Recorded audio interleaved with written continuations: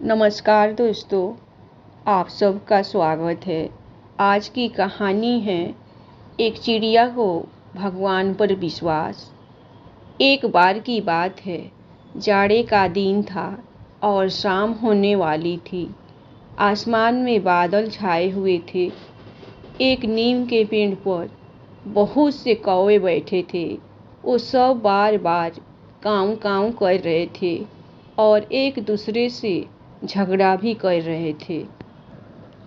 उसी समय वहाँ एक मैना आई और उसी पेड़ की एक डाल पर बैठ गई।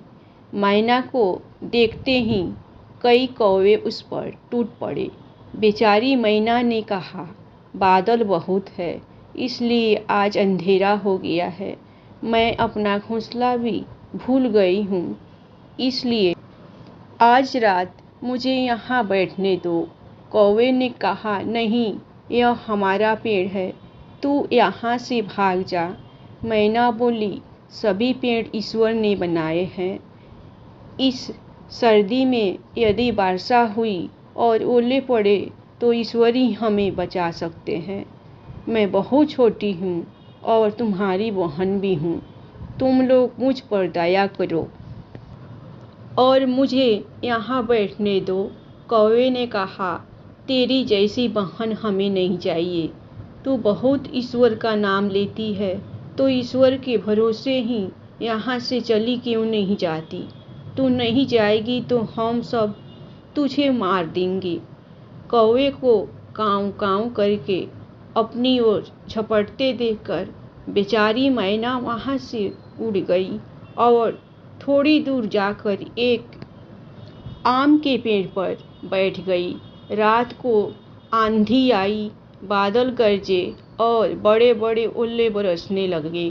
कौवे काऊ काऊ करके चिल्लाए, इधर से उधर थोड़ा बहुत उड़े, परंतु ओलों की मार से सब घायल होकर जमीन पर गिर पड़े। बहुत से कौवे मर गए। मैना जिस आम के पेड़ पर बैठी थी, उसकी एक डाली टूटकर गिर गई। डाल टूटने से उसकी जड़ के पास एक जगह हो गई। छोटी मैना उसमें घुस गई और उसे एक भी ओला नहीं लगा। सवेरा हुआ और थोड़ी देर बाद चमकीली धूप निकली। मैना उसमें से बाहर निकली और पंख फैलाकर चहकने लगी। उसने भगवान को प्रणाम किया। ओलों से घायल पड़े हुए कौवे ने मैना को उड़ते देखकर कहा, मैना बहन, तुम कहाँ बैठी थी? तुम्हें ओलों से किसने बचाया? मैना ने कहा, मैं आम के पेड़ पर अकेली बैठी भगवान से विनती करती रही और भगवान ने ही मेरी मदद की। मैना की यह बात सुनकर कौवों को अपनी गलती का एहसास हो गया। दोस्तों, दुख में पड़े असहाय जीव और जंतु को ईश्वर के सिवाय कोई नहीं बचा सकता। जो भी ईश्वर पर विश्वास करता है और ईश्वर को याद करता है, उसे ईश्वर सभी आपत्ति और विपत्ति में उसकी सहायता करते हैं और उसकी रक्षा करते हैं। ईश्वर की माया निराली है।